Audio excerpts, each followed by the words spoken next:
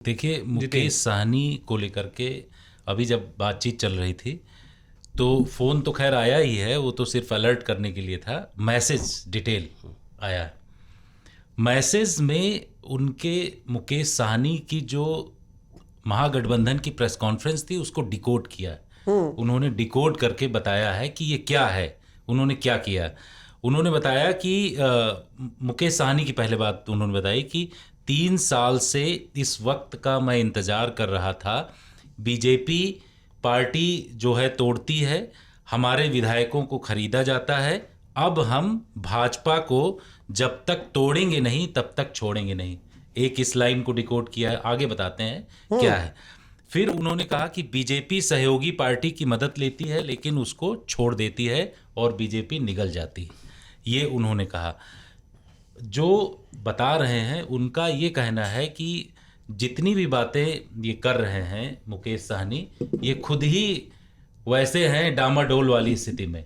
उन्होंने बताया कि आज ये इनको डिप्टी सीएम के तौर पर लालच दिया गया, इनको इस तरफ रखा गया, इनके बारे में तो ये कहा जाता है और कभी भी अचानक ये पलटी मार सकते हैं, कहीं भी जा सकते हैं। नीतीश कुमार से ज़्यादा नीतीश कुमार के लेवल में ही है ये, उसी तरीके से कि आज चुनाव जीतने के बाद इनकी सीटें कितनी आई, क्या हुआ, अचानक अगर कहीं ज़रूरत पड़ी पुरानी जगह जिनके साथ 2014 में 56 जगहों पर जा करके इन्होंने हवाई रैलियां की, वो की, अगर वहां से फोन आ जाता है 15 में और 20 में 14 में शुरुआत में जब लोकसभा चुनाव इनको मुंबई से लाया गया, मुंबई से ला करके लोकसभा चुनाव के समय में ये जगह जगह हर एक जगह जा करके अगर वहां से फोन आता है तो ये उधर भी जा सकते हैं। तो इस तरीके की बात उनको उनकी तरफ से डिकोड किया गया और ये भी कहा गया कि अगर मुकेश साहनी को इस बड़े लेवल में डिप्टी सीएम के तौर पर लाया गया है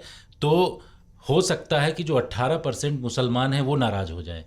उन्होंने ऐसी बात कही है और कहा कि अगर वो नाराज होते हैं तो महागठबंधन के लिए बहुत ज़्यादा दिक्कत हो सकती है। तो इस तरीके की बातें की हैं, सीक्रेट तौर पर मैंने यहाँ जानकारी दी है, आगे और बढ़ाएंगे इसको। हाँ, देख रहे हो विनोद, देख रहे हो ये जो है खुफिया खबरी रिपोर्टर है हम लोग के। देखिए, मुकेश साहनी ही नहीं, कोई भी राजनीतिक दल कब पलटी मार दे ये सिर्फ वहाँ का नेता जानता है। और बिहार में तो ये खेल पुराना है, लेकिन राजनीति में ये इस पे हम सबको नज़र रखनी होती है। तो मुझे लगता है अमित, जितेंद्र, ये सब मुकेश साहनी पे भी नज़र रखेंगे। 2000 जब नतीजे आ जाएं और उसके बाद क्या एनडीए को ज़रूरत है तो मुकेश साहनी उधर आएंगे। लेकिन एक चीज़ ज़रूर है कि भारतीय जनता पार्टी अपने सहयोगियों को कब इस्तेमाल करना है, नहीं करना है, कब कितना भाव देना है, ये बहुत अच्छे तरीके से जानती और समझती है। और अच्छा, इसका एक एग्जांपल मैं आपको दे रहा हूं। असलियत नहीं तो बता रहे हैं आप। हमने आपसे पूछा एलजेपी और वो लड़ रहे हैं, वो नहीं बता रहे। वही कह रहा हूं, नीतीश कुमार को सीएम क्यों नहीं घोषित करते? अरुणाचल प्रदेश में जेडीयू के 6 विधायक थे और जेडीयू गठबंधन में था भारतीय जनता पार्टी के साथ, और उन्होंने उनके 6 के 6 विधायक तोड़ के भारतीय जनता पार्टी में शामिल करा। बताइए। और जेडीयू ने इस पे आपत्ति दर्ज की थी, तभी तो जेडीयू भी नाराज है बीजेपी से। जेडीयू जो है आरजेडी के साथ भी गया बाद में। 2022 में जो सरकार बनी उसका बड़ा कारण ये था।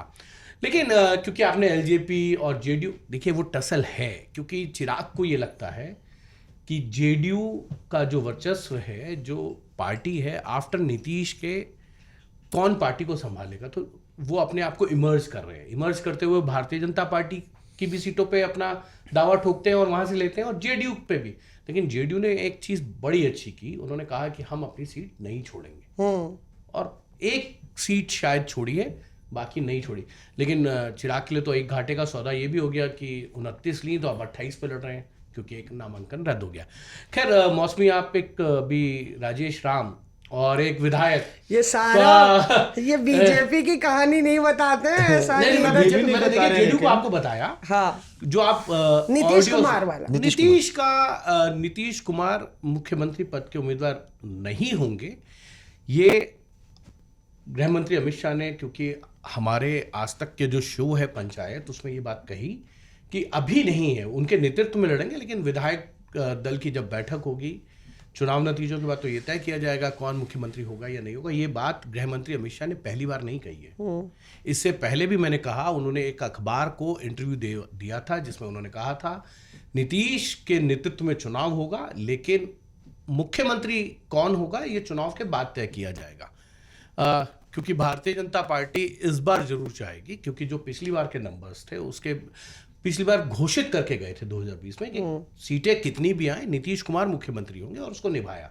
लेकिन जो 22 में हुआ उसके बाद से नीतीश कुमार पे ट्रस्ट जो है वो भारतीय जनता पार्टी का थोड़ा कम हुआ है। अब आए आप लाइन पे, और भारतीय जनता पार्टी को ये लगता है कि ये मौका अगर गया तो फिर पार्टी के अंदर जो कार्यकर्ता है उसकी एक आवाज है। क्योंकि 22 के बाद बीजेपी के तमाम नेताओं का ये कहना था, जिसमें सम्राट चौधरी जो जिनका लंबा हर पार्टी के अंदर रहते हुए भारतीय जनता पार्टी में आए हैं, उन्होंने मुलेठा बांध लिया, मुलेठा ही कहते हैं, मुलेठा वो बांध लिया था और कहा था कि नीतीश को हटाकर ही इसको खोलेंगे।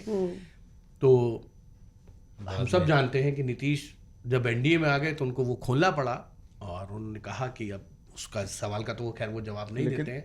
और कहाँ जाके खोला? अयोध्या में, सरयू के घाट पे। Reporters of